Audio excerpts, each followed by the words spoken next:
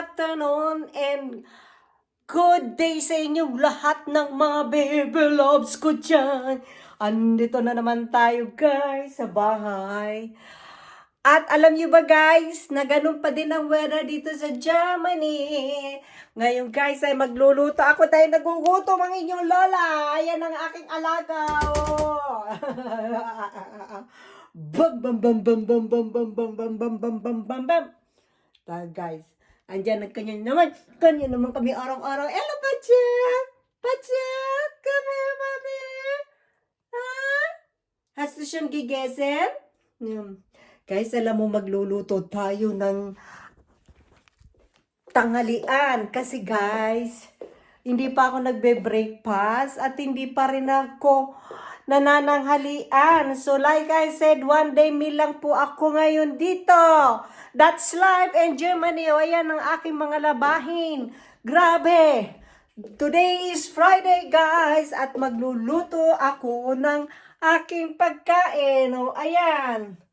Tara na, samahan niyo ako magluto. So, mga guys, ganyan kami dito. O, Pacha. Why? So, ala, ay. Magluluto po ako ngayon ng aking tanghalian. Kasi, ako hindi pa nananghalian, guys. So, ang itong niluto ko kahapon na pata ay igigisa ko siya. So, ayan. Ang ating... Alam nyo ba guys, dito sa Germany ay mahirap ang buhay. Yan. Kailangan magluto ka talaga dito ng iyong pagkain. Ng bongga. So, ayan guys, so kaya, alam ng akin niluluto, oh. Luto, ang inyong lola nagugutom, sa sobrang gutom ng gutom ng gutom. So,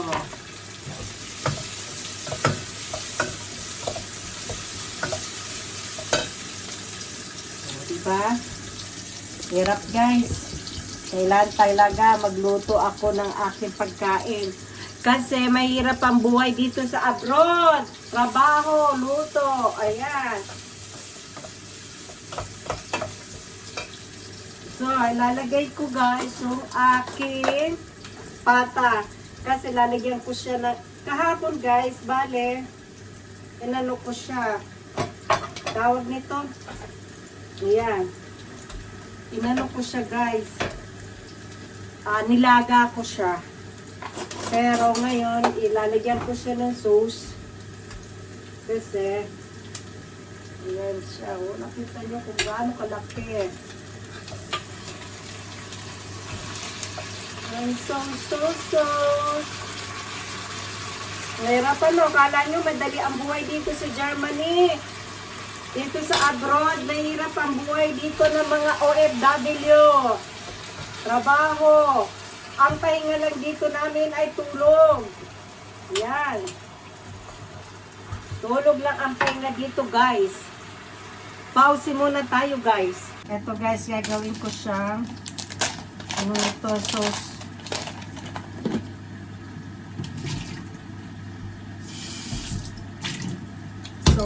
Sauce.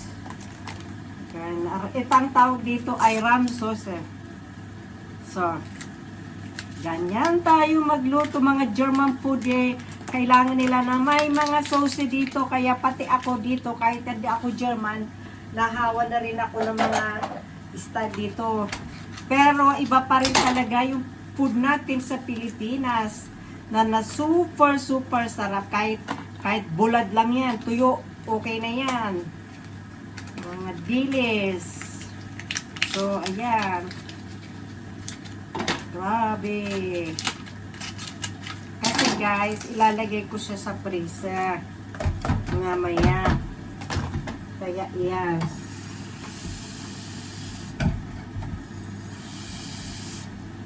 Lalagay ko siya sa freezer. Haluin natin. Ayan ang sauce niya, oh. Dito ko na siya inalong sa lalagyan ng kape.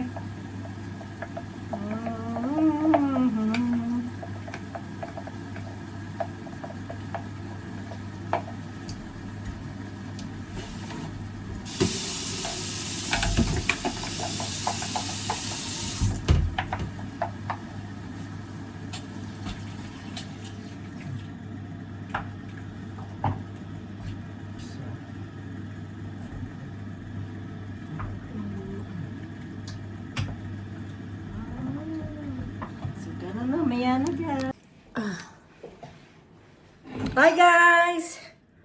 Tara, kain tayo guys. Ayan, magmumukbang tayo ngayon. Na naman.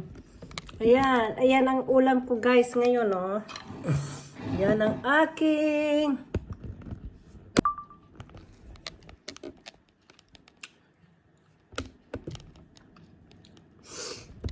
ayan guys. Magmukbang tayo guys. Ayan na, oh. Ayan ang aking food. So, mukbang tayo habang nagkikwentuhan tayo ngayon.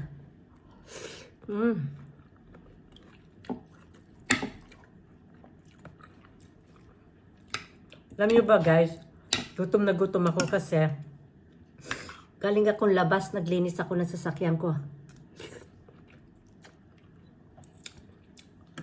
Kasi ang dumi na ng sasakyan ko. Kaya yan.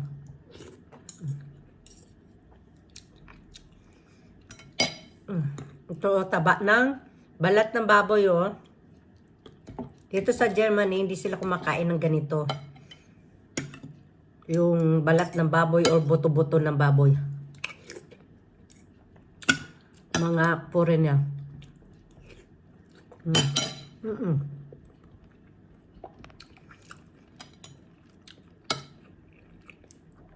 Hindi sila kumakain ng kung ano yung masarap, yun ang ayaw nila.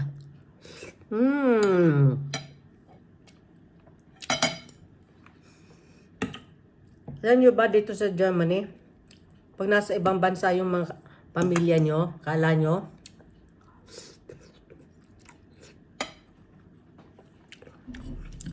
tipid na tipid kami dito kumain. Tipid na tipid kami sa mga gastusin dito. Kasi, pag magbabakasyon ka,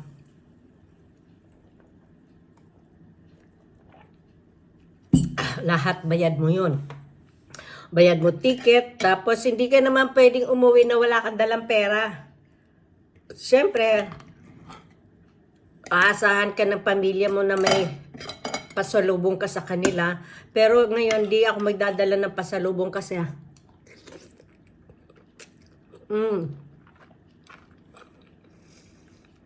20 kilo lang ang dala ko dahil as in malita lang talaga.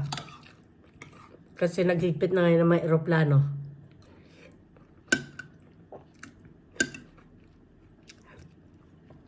Hanggang 23 kilo lang ang allowed.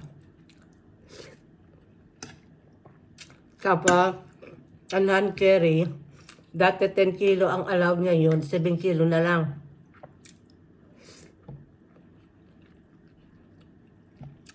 Yeah, yun.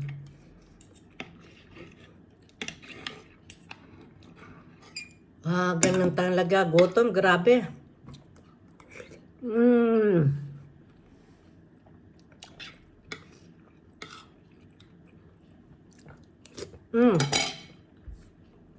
Bye guys.